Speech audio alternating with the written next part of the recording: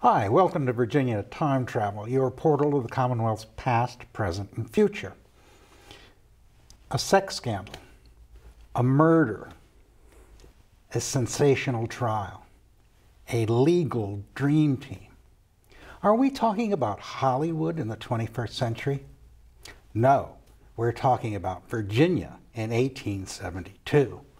Our guest today is Arwen Bicknell, the author of a book entitled Justice and Vengeance, which deals not only with life in 19th century America, but with one of the most sensational trials that ever occurred in Northern Virginia.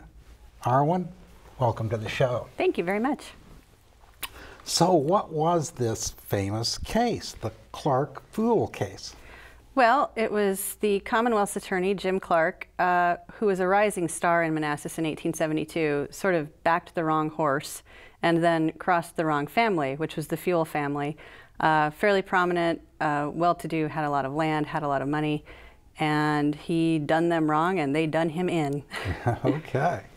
So they're the bare bones of it. You've got a Commonwealth attorney and an angry family. So what did he do that made them so angry?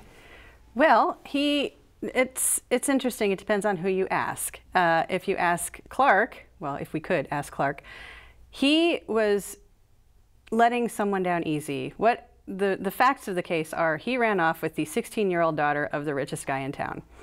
And if you ask him, it was, well, she was in love with me and I didn't know how to say no. And if you ask her, it was, well, he said he loved me and he said he'd marry me and we were going to be happy forever. And if you ask her dad, well, you go with the adult in the scenario, which was Clark, who did the wrong thing. The facts of the case are that Clark knew that his star was falling, knew that he had made a bad choice in terms of moving. There was a political issue of moving the courthouse from Brentsville, where it was at the time, to Manassas. There was a referendum, it failed. Clark realized that he'd made a lot of people mad by saying he wanted it to move to Manassas, so he was looking to leave town. He'd already sent his wife and his 2 baby daughters to stay with her father-in-law while he tied up some loose ends. Among those loose ends, he ended up taking up with Fanny Fuel, who was 16 to his 28. And whether he was just flirting with her, whether he had, graver designs on her, is a mystery for the ages. But what we do know is he left town, and a couple of nights later, she left town on the midnight train without her father or her brother-in-law, whose care she was under, knowing anything about it. The 2 of them, Clark and Fanny, made it, they had sort of a whirlwind tour. They went to New York, they went to Chicago, they made it as far as Mexico, Missouri, where he sort of ditched her. He told her that he had to go to St. Louis and get some money from some friends. And then he didn't cable her, he didn't come back, he just sort of vanished. And she panicked, and through the help of 2 or 3 virtual strangers, really, she made it back to Washington. And she was staying in the hotel across the street from the train station when he found her again and told her again, oh, I'm so glad you're here. I have to go get some money, and leaves her again. She waits, and while she is waiting, her brother-in-law shows up and says, are you ready to come home? And she says, yes, I'm ready to come home. Meanwhile, her father has found Clark at his father-in-law's house in Stafford County, where they have Clark arrested for what they called abduction. It wasn't abduction because she went willingly, but they didn't really have any other charge for it. So that was what they put him away on. Now, when you say she went willingly, that's one of the interesting things that people are going to learn in this book, because we're talking about the 19th century and women in the 19th century and sexual mores in the 19th century. So today, I don't think a guy could just hand out this line and have the woman stay. I'm going to marry you, but, if I don't marry you, you don't have any choice because you're already disgraced. So maybe we ought to explore that a little bit so the folks understand the context. It really is, it's very hard to get your head around. I'm not even sure, I spent 2 years immersed in it, and I'm not even sure that I understand it fully. The fact was that women, you couldn't vote, you couldn't own property, She was 16, which is not the same thing as 16 today. 16 today is probably more helpless even than when I was 16. You know, you're very tethered to the home, you're very tethered to your parents, and there's sort of a social understanding that you're going to screw up. It's okay, we love you, you can come home. In those days, 16 was much more mature. Women, girls, whatever they are at 16, were getting married, starting families. It was not uncommon to leave your home and go, you know, start your own household. Things were changing, however, in that the war had changed the role of women in many ways, and girls, Fanny's age, had a very different sort of paradigm than even their older sisters who had, you know, been dating before the war. Fanny was free to come and go as she pleased, much more than any of her other female relatives had been, which is what gave her the opportunity to take off. But the ultimate point, which you were making, is that once she left with him, I think, you know, like many 16-year-olds, she thought she had it well in hand and then found out she didn't, and, you know, learned a hard lesson. The problem was that in those days, if you did make that kind of mistake, it was almost irredeemable. You were, it was a disgrace. Your family would not welcome you back. Your family would say, you've made this bed, you get to go deal with it. You're not going to shame the rest of us.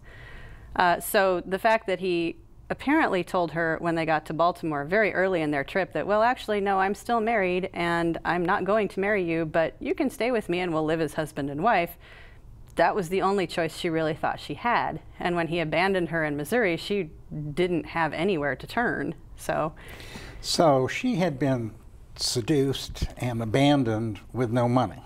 Essentially, yes. It's sort of, it's fun and frustrating to try to apply motives and psychology to these people, because I didn't have any letters, I didn't have any diaries, so I don't have any insight to their psyches. It's hard to tell if Fanny really was just a wide-eyed innocent that he would marry her and they'd live happily ever after, or if she was, you know, a hussy looking for a good time. I don't really think that was the case, but it may have been that she had a clearer view of what was going on and just knew she was going to get herself a husband one way or another. There's just no way to tell. But unquestionably, she was abandoned. She was definitely with abandoned. No money. So then she goes home to her family, and she has a brother. She does. Lucian Fuel is, he's a bad boy, which makes him my favorite, which it doesn't speak well of me, I don't think.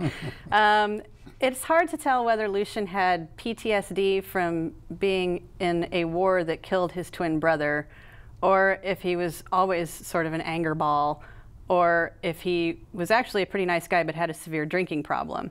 So he served in the Confederate Army. He did. And the war had only ended, you know, what is it, 7 years before. Right. So he's seen a lot of action and a lot of bad things, and he was a pretty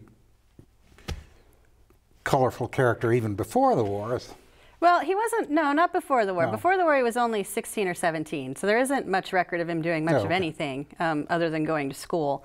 But once the war was over, you know, the majority of Confederate soldiers came home, went back to their lives, tried to get their farms up and going again, you know, rebuild from the decimation, especially in this area in Northern Virginia where it was, you know, run back and forth.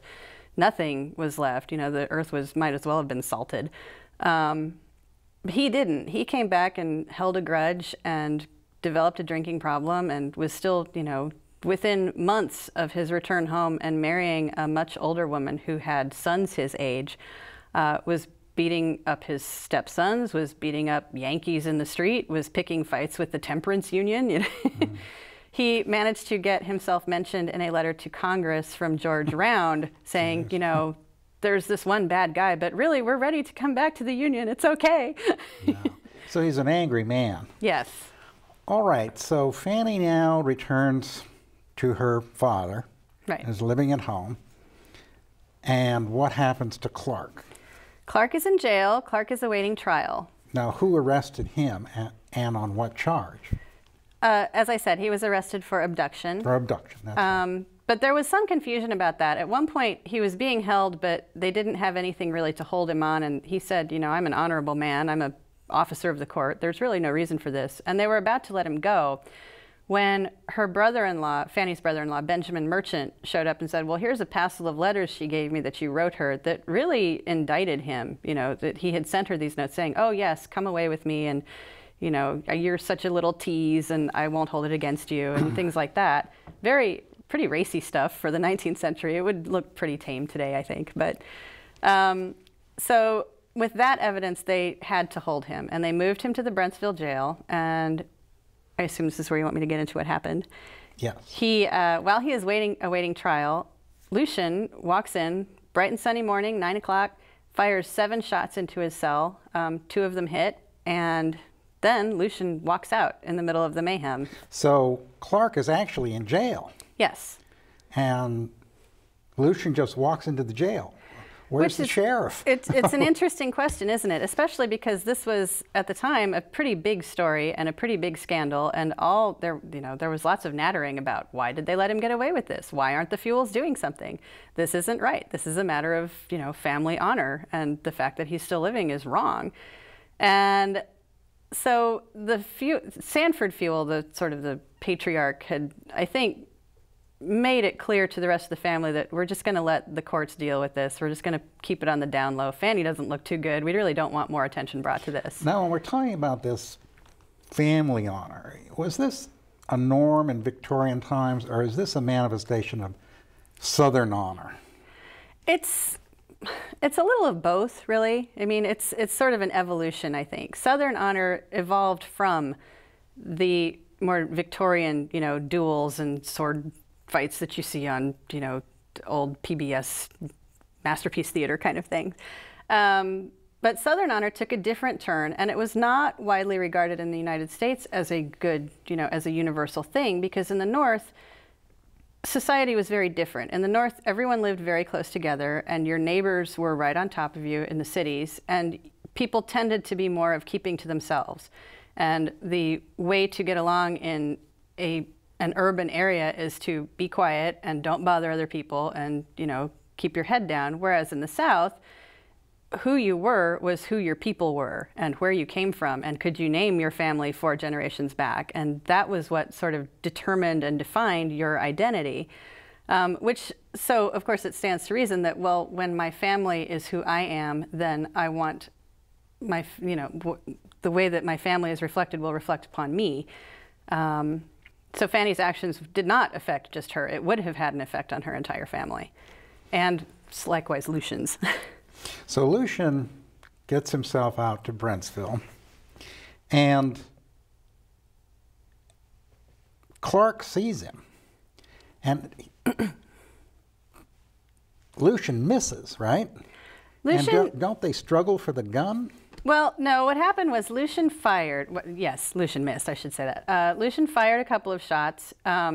Clark saw him coming and made it, you know, he put up a valiant fight. He knocked over a table, he threw everything that was in reach at him. He did manage at one point to get close enough to the bars to grab his arm, but the way that the jail doors were set up in those days, you could sort of hook your arm around it and then reach in with the other one. Clark didn't realize he had a second gun. So that was how the fatal shots were fired, was he was really close and there was a second weapon. I see. I think there were 3 shots fired before other people came running and intervened, to no avail. Lucian did empty both of his guns before he left. Wow. So was Clark immediately dead? No, he held on for a couple of days. One of the one insight I have to Clark's personality is that the doctor said, you know, this doesn't look good for you, and Clark's response was, well, I'm not going to give up until after you do.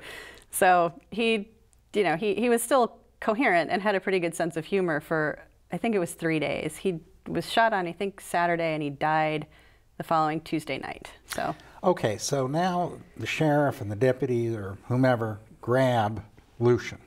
They didn't grab him. He turned himself in Manassas. He was, after the shooting, he walked out of the jail unencumbered because everyone was attending to Clark and, you know, the chaos that was going on.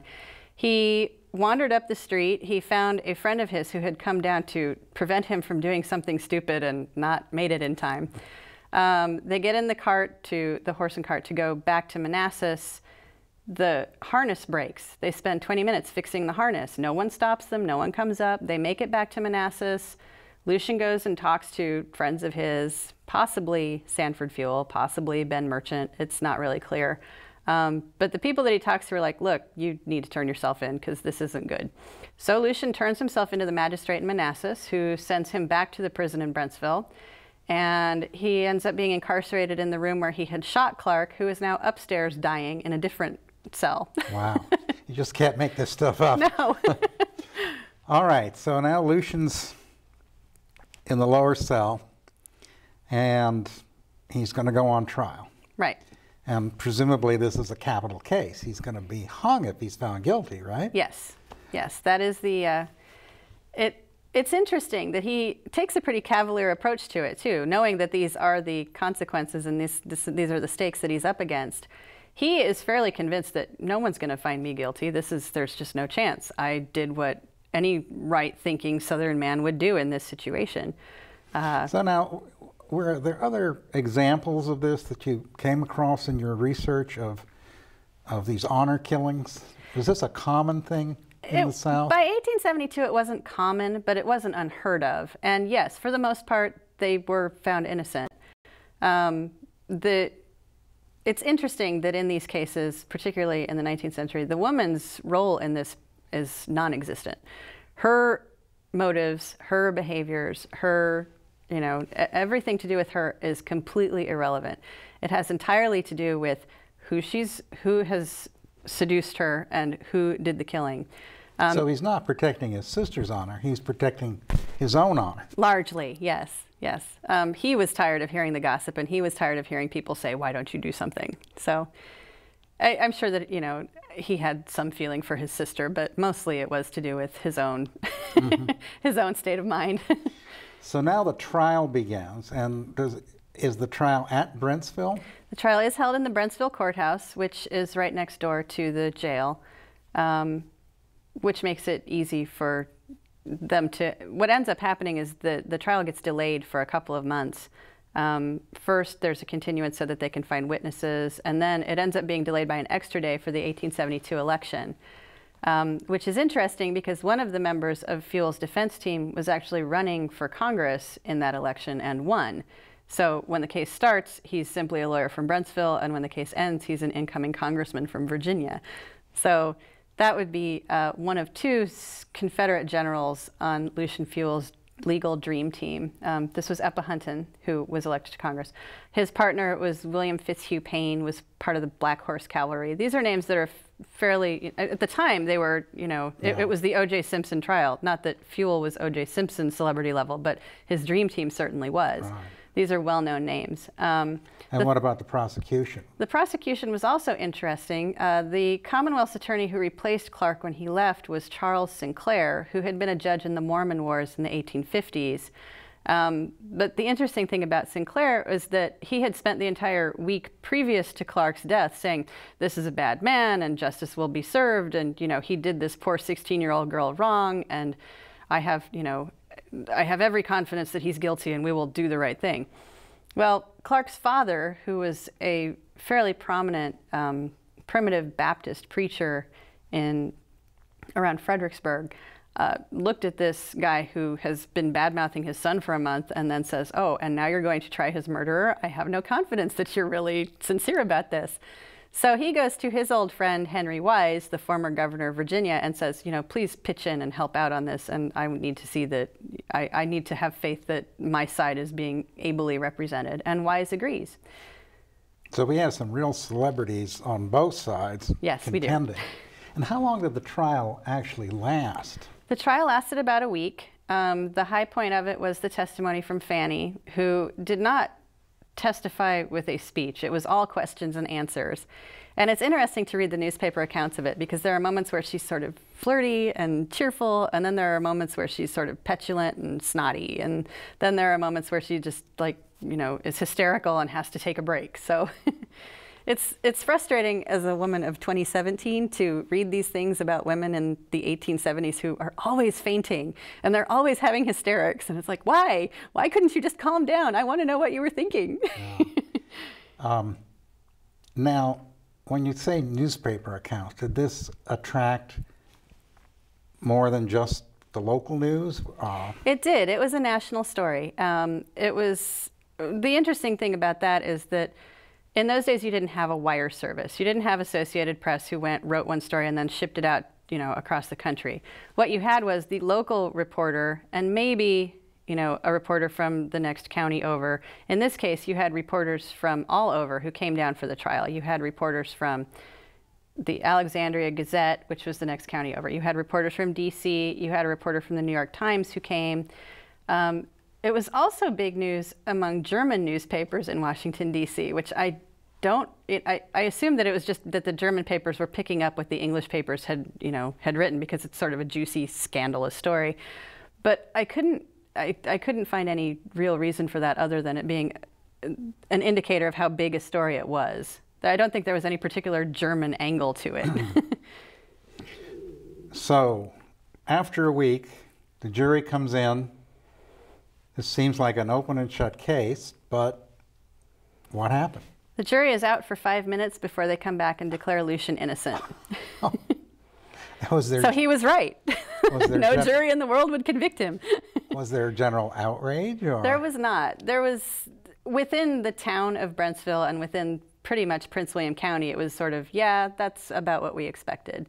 There was a certain amount of backlash from some of the more conservative newspapers who were trying to push the South into a more northern frame of mind, that, it's one thing if you let the guy out on the street and he can protect himself. It's another if you shoot him in his cell under protection of the law where he doesn't have a fighting chance. That was about as far as the Southern papers went in opposing the verdict. Northern papers went the other direction. Northern papers were just outraged that, this is horrible and they're so uncivilized down there. And so now, are there still existing sites that people could visit that represent what happened here? There are. The Brentsville Historic Site has both the courthouse and the jail. And the jail is reopening. They've been rehabbing it for a couple of years now, and it's reopening in May. Mm-hmm. So it's very exciting. It's a wonderful place. Now, you've obviously done a lot of research on this, and it's appealing in terms of both learning a lot more about 19th century American life, and for those interested in the history of Northern Virginia, there's a lot of rich detail on certain individuals and characters who you may have already encountered in other research that you've done. So that also recommends it. It tells us a lot about the role of women. What were your research methods? Well, it's nice to be a researcher in the modern era. I spent a lot of time on the internet. The Library of Congress has a wonderful website where you can access newspapers for, from all over the nation for the period that I was researching, which was extremely helpful. I also spent a lot of time at the Brentsville site, just sort of getting a feel for it. And I spent a lot of time in the relic room at the Manassas Library, where they have microfiche of all the Alexandria Gazette articles, which is where the majority of my courtroom stuff came from. There were no actual official court records, no stenographer or anything? Or? There was no stenographer. There were court records, but it was more along the lines of, we had a meeting today, and here were some jurors, and we let out at 2 o'clock. So it's not a verbatim account? No. The newspaper articles are verbatim accounts, however. Mm-hmm. Now, did the newspaper correspondence, did they color it in any way? Oh, undoubtedly. Mm-hmm. It's interesting that you have all this outcry these days about, fake news and bias in the media, and, that I just want Walter Cronkite back. Walter Cronkite was sort of an anomaly. In the 1870s, it was very clear. You had Democratic papers and you had Republican papers, and you knew exactly where they stood, and you knew exactly what kind of story you were going to get from them. Fox News is really just a throwback more than a new thing. So was there a political divide in this case?